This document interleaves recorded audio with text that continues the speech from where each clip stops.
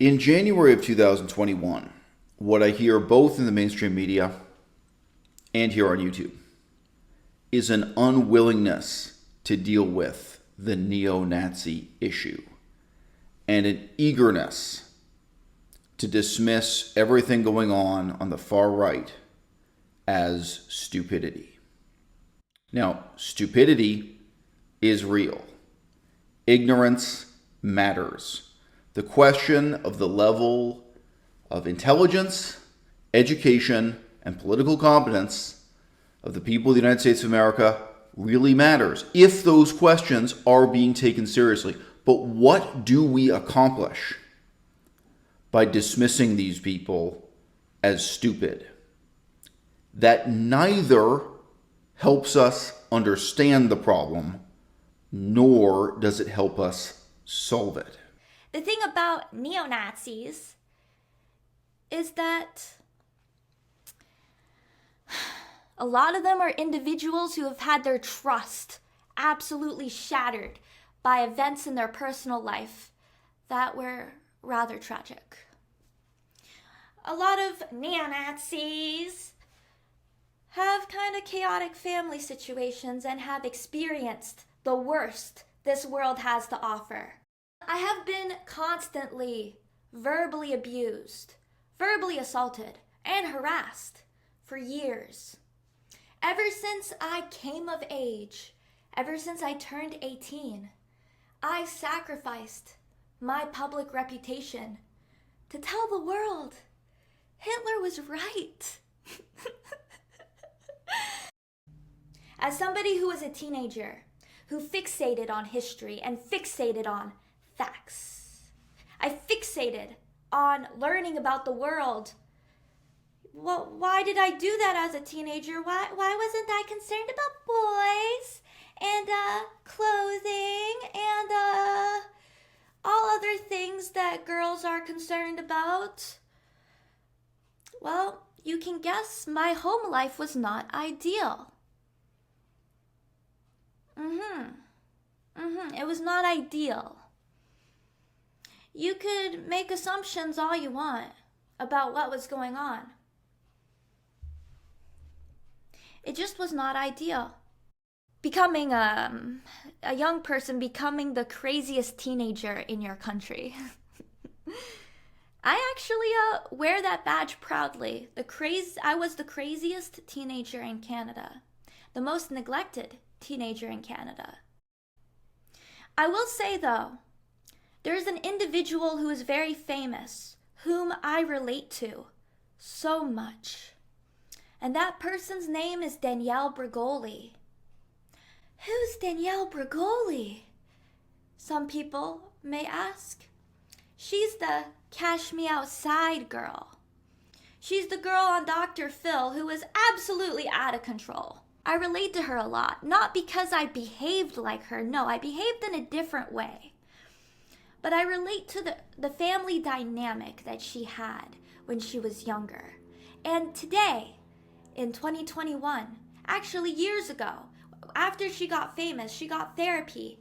And now she says that her family is great and she has repaired things. So have I. But I didn't use money to do it. I didn't have any money. I'm doxxed. My name is Veronica Bouchard, and I will say that proudly. I'm doxxed. I'm proud of being doxxed. I am socially ostracized, probably one of the most socially ostracized individuals on the planet. And I am coming out of hiding. I denounce everybody who has ever lived. Everybody. I denounce everybody, including Uncle Adolf. And I'm not going to go Antifa. I'm not going to go liberal. I don't give a fuck about politics anymore. Politics can go to hell. All I care about are individuals who are alive and breathing on this earth at the moment. And everything else, I could care less about. The past, history, concepts, philosophy, I throw it all out the window. And I'm finally improving myself for the better. I'm not perfect. And maybe in a couple years I'll look back on this like, ugh. But you know what? It's all a story to be continued. Thanks for watching. If you know who that was, you know that the story's already over, don't you? That young woman can never have a normal job. She can never be a school teacher. She could never even join the Canadian Army. I don't think the U.S. Army would have her either. If she were a man, maybe she could get into the French Foreign Legion. They take convicted criminals. Her status, her future, is in many ways much more bleak and desperate than convicted criminals. And why? Because she got into bed with the far right, the alt-right, neo-Nazis. I have a colleague here on YouTube. He has experience as a vegan activist, organizer, filmmaker. And he had a dismissive attitude towards this problem. And I think that dismissive attitude is rooted in this gesture of saying, but these people are all idiots. These people are stupid. Does it really matter? He asked me, does it really matter if John Rose is coming on YouTube and recruiting people into a neo-Nazi movement? They're all idiots. They're all and I think part of that dismissive mentality is by looking at the end point of political violence and cultural change, basically saying, well, these people aren't about to lead a revolution. These people aren't about to kill anybody, are they? I'm recording this in January of the year 2021. There just was an attempt of a bunch of neo-Nazis to quash the outcome of a democratic election in the Capitol building in Washington, D.C. It was a failed attempt at a revolution or a coup d'etat, and a few people did get killed. But this is part of this dismissive mentality. They're just a bunch of idiots who aren't going to lead a revolution, who aren't going to change the world, who aren't going to accomplish it, and they're not going to kill anybody.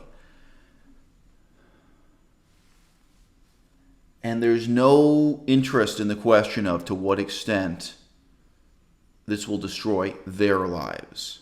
The extent to which joining the alt-right, flirting with neo-Nazis, etc., will destroy any future potential for those neo-Nazis themselves. They rendered themselves unemployable. They rendered themselves political pariahs. So much so that at some point they have nothing to lose. And they might as well attempt to murder someone or put themselves in prison. Now look, my parents were political extremists at the other end. I was raised to be a communist and not a moderate communist. I was raised to follow in the footsteps of Joseph Stalin and Mao Zedong. I proved to be very resistant to my parents' ideology, but nevertheless, it's not hard for me to imagine, maybe not at 18, maybe more like 15, it's not hard for me to imagine that in another world I could have ended up making videos at a young enough age that I was still, influenced by my parents' ideology, that I made a fool of myself in the same way Evalion did, right? That I could have come on the camera and identified with this despicable ideology and rendered myself unemployable forever. And the fact is, my life, as I actually did live it, I'm in the paradoxical position of saying to you, I did nothing wrong, and I've rendered myself unemployable anyway, okay? Before I even came on YouTube, I've got to tell you, I would show people my resume showing that I've done humanitarian work in Cambodia, showing that I've done research and published peer-reviewed articles about Buddhist philosophy. That made me unemployable, right? Something I shouldn't have to be ashamed of. I shouldn't have to apologize for going to Cambodia to do humanitarian work. I should even be proud of it, all right?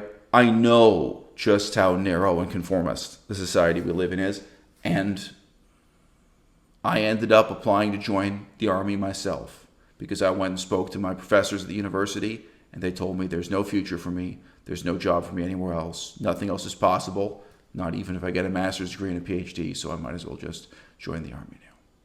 That's what they told me. And unlike Evalion, I'm not ashamed of what I've got on the internet. I'm not ashamed of the life I lived off the internet, okay?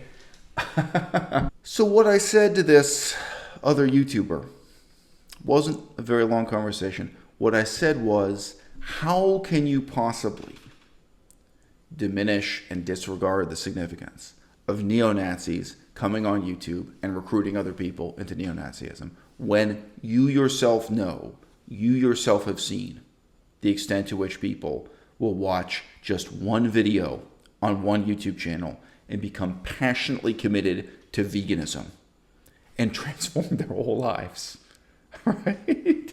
I mean, it wasn't a real long conversation, but I mean, like, just stop and look in the mirror. You know this. You've felt this. It probably happened to you yourself. Yes, people come on the internet and in this sense, they get taken advantage of. And what kind of person gets taken advantage of by ideologies?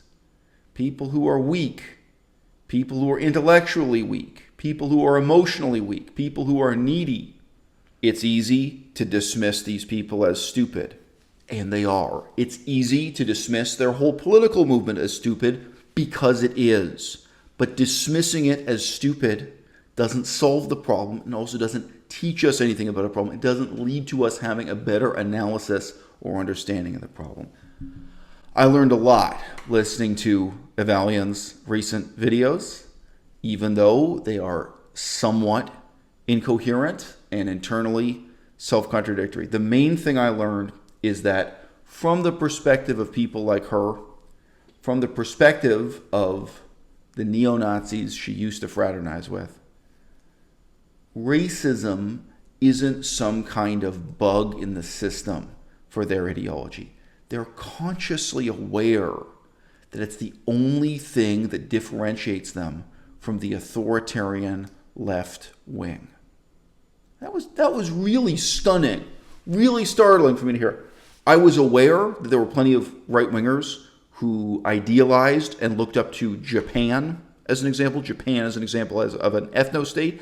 I have even seen some fascists, especially in Italy, who look to Israel as a positive example of an ethno-state, despite the history of anti-Semitism and fascism, where they say, no, Israel's a positive example, not a negative example of what they want to do, whether that's for the future of Europe or the future of America or what have you. But I had never before heard or seen the extent to which these neo-Nazis are willing to look at present-day communist China as a positive example. They are aware of the extent to which Adolf Hitler's movement and the history of 20th century fascism really was a form of socialism, even if an incredibly perverse, dark and distorted vision of socialism, that nevertheless, that was something that began as socialism, that had left-wing elements, and that still today, if you take away the racism, if you take away the white nationalism, if you take away the paranoia about the looming extinction or endangerment of the white race, the replacement theory, and all the race realism, all that horseshit, if you take that away, they're really just a bunch of authoritarian left-wingers who irrationally blame the Jews for their problems rather than blaming the ruling class as a whole. That was stunning for me to hear. It was stunning for me to hear that someone like her is aware that the vast majority of bankers and just members of the moneyed elite in the United States of America are not Jewish and are not part of any Jewish conspiracy. That this is really just a kind of recruitment tool for their racist movement to misrepresent Marxist class analysis and a call for a revolution that is really not much different from a communist authoritarian revolution, to misrepresent it as appealing to conservatives and right-wingers by emphasizing the extent to which differences between social classes can be conflated with differences between ethnic groups, in this case, specifically or especially blaming the Jews. I learned a lot from listening to these bizarre, incoherent rants from Evalion. I learned about the extent to which her own engagement with neo-Nazi ideology came from her fear that she would discover that her own genetic ancestry was in part Jewish. It was very interesting to hear that she regards this now as a phobia, that she had an irrational fear, a terror of discovering herself to be a member of exactly the ethnic group she most hated and reviled, and she recognizes that there never was a good reason to hate or revile those ethnic groups. I gained some analytical understanding of what's going on as the alt-right now, frankly, breaks down into compost and something new sprouts from it. We all know the problem in the United States of America is education. Do you know how much money it costs to get a bachelor's degree in political science in the United States of America? What if just that one subject were tuition free? What if everything else remains $50,000 a year minimum, this grotesque system of education that exists in the United States of America? But in the same way that for so many centuries, Bible college was the one way for poor people to get ahead. It was the one form of book learning they could get, was to sign up with some Baptist Bible college and become a minister. And of course, many famous African-American political leaders got out of poverty and eventually got into political power by going through Bible colleges and becoming a reverend minister or what have you, using whatever name. Of course, they practiced public speaking that way and so on and so forth. What if just the study of politics became tuition free in the United States of America? And what if resentful, poor, confused, redneck Americans who are poor and don't know why, and are hopeless and don't know why, and live in cities with no urban planning and no subway system and no bus system, and no train system, and no architecture and no heritage, and indeed no meaningful sense of identity? That's a real issue with the vast majority of white Americans in the United States of America. The fact that they're living in a culture that's just a thin veneer painted onto the history of British colonial genocide. You know, the cultural poverty of the United States of America runs deep. And, you know, that's why, as a result, these people struggle with this tremendous intellectual poverty and, frankly, political incompetence. What's the way out of that? What's the solution? You know, the solution can't possibly be privileged people like myself who are at a much, much higher level of political education, both formally and informally, just sneering at and dismissing these people who never could possibly access the kind of political education I have and that I take for granted. Many months ago, maybe about a year ago now, I spoke to a young man who had been recruited into neo-Nazism. This is over the internet, not face-to-face, but it was a voice chat. And he knew all these ludicrous things. He knew all these things that, if you have any level of education, just seem preposterous and just can't be true. About ancient Greece, about ancient Rome, about ancient Egypt, even the history of North Africa, not just Western Europe, you know. And like every single thing he was saying, it was like 10 to 20% had some factual basis. But then it was just to a ludicrous extent kind of reimagined and reinvented in its significance and misrepresented by, you know, neo-Nazi propagandists. Aristotle is not easy to read. Aristotle is not easy to understand. The real political legacy of ancient Greece and ancient Rome and even ancient Egypt or what have you, the real significance of that history is not easily accessed.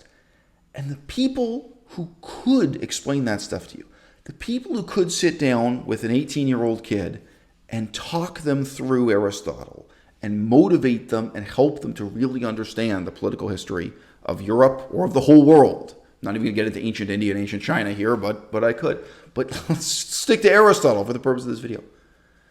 The people who could do that, sitting down with an 18-year-old kid who ultimately wants to make the world a better place and to some extent may well be burdened with resentment about their own upbringing in Topeka, Kansas, wherever it is they're from. They grew up somewhere where life was awful and they don't know why. Okay, and they feel oppressed and they don't know who's oppressing them. Yeah, they want to make the world a better place, but a large part of that impulse is going to be destructive rather than constructive, inevitably. The people who could sit down and explain Aristotle to an 18-year-old and guide them through that reading day by day, week by week, charge a price tag of more than $50,000 a year in tuition. And most of these kids, they won't even come out of a high school that will empower them or enable them to enroll in that education if they could afford it or if they were offered a scholarship. And you know what the contrast is? Whoever wrote these crazy books that totally misinterpret and totally misrepresent the history of Athens, the history of Greece, the history of Egypt and ancient Rome, and I'm sure they go on to misrepresent the history of modern France, Germany, so on and so forth. Whoever wrote that pseudo-history, those people are on YouTube right now recruiting. They're offering young men and young women a road to power, a road to feeling special, to feeling well-informed, to feeling that they're part of a political movement that's going to change the world. And they're willing to sit down and take the time and say, hey, they won't just give you the book. They're going to talk you all the way through the book. They're going to indoctrinate you, right? And those young people will feel like they're more and more powerful. They'll feel like they're better informed, that they've unlocked the mysteries of ancient Athens and ancient Rome, on and on. They'll feel they've had access to this set of facts about the history of the world that otherwise were denied them. But the reality is those things were only denied them because the United States of America is the wealthiest country in the world with the worst system of higher education in the world.